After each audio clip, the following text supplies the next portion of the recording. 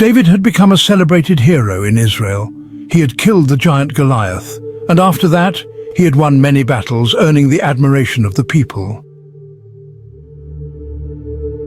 Saul, who was the king of Israel, initially saw David as a promising young man, but his feelings quickly turned to jealousy and fear.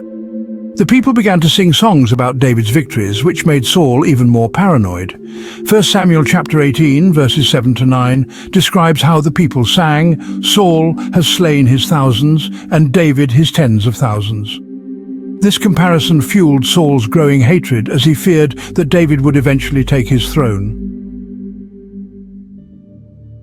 Saul's jealousy grew so intense that he even tried to kill David on 2 separate occasions by throwing a spear at him.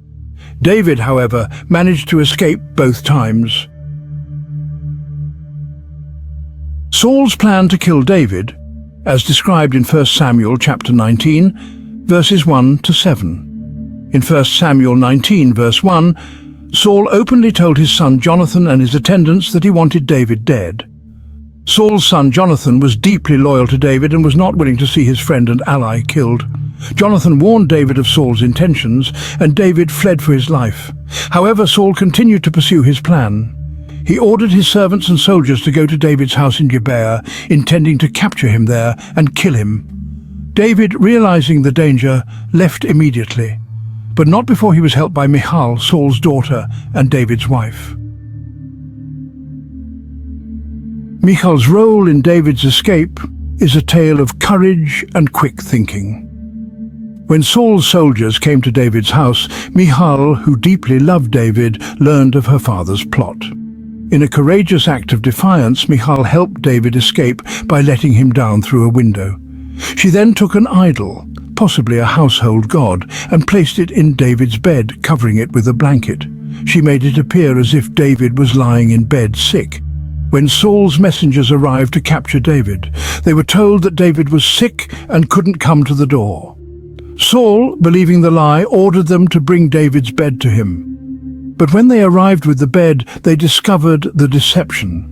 Saul became furious with Michal for helping David escape and confronted her. But she defended her actions by saying she feared for her life, suggesting that David had threatened to kill her.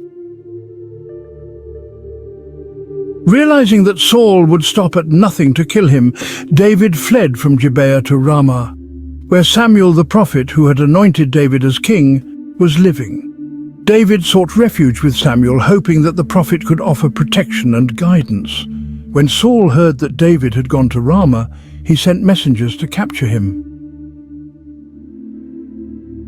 However, as the messengers approached Naioth, where Samuel and David were staying, something extraordinary happened.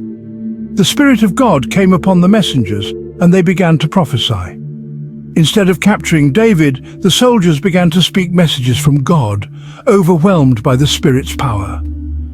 Saul, enraged by the failure of his messengers, sent another group of soldiers to capture David. But when they arrived, the same thing happened.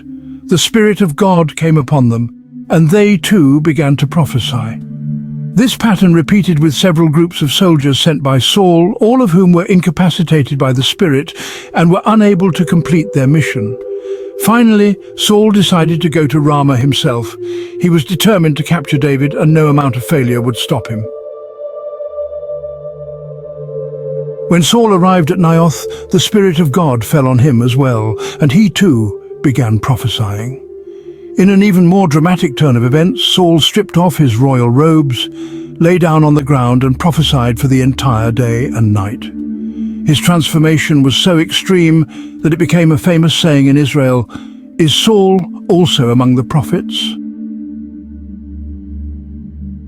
This incident, where Saul lost all control and was overcome by the Spirit of God, was a powerful sign that God was protecting David and that Saul's reign was under judgment. Despite Saul's position as king, he was unable to carry out his plan to kill David because the Spirit of God intervened in a supernatural way. Saul, in his attempt to thwart God's chosen king, was reduced to a spectacle. His kingship, which was already in decline due to his disobedience to God, was now symbolized by his humiliating and uncontrollable behavior.